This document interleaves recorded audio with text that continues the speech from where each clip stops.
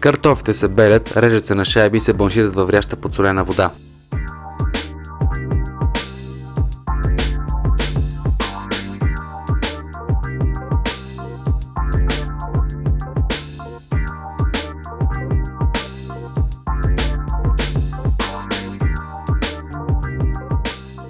След това се подреждат в намазана със зехтин тава.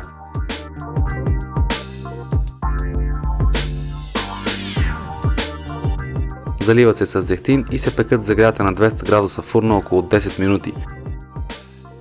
Добавят се обелената и нарязана на купчета целина, лука и чушките, също нарязани на купчета.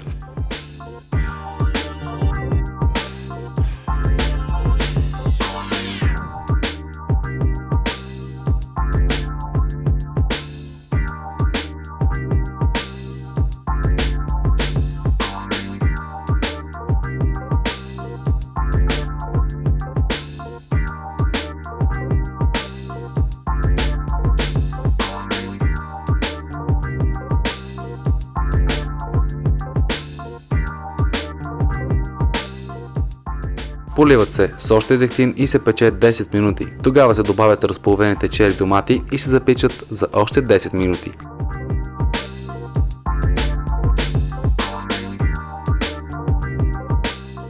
Кренвиршите се запичат на грил тиган и се режат на шайби.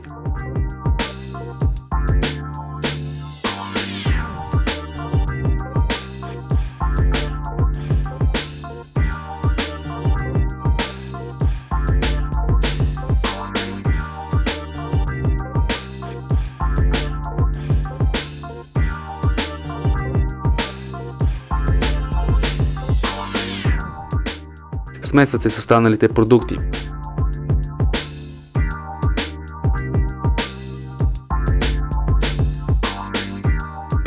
Салатата се овкусява с самардала и наситена мащерка. Разбърква се и се сервира.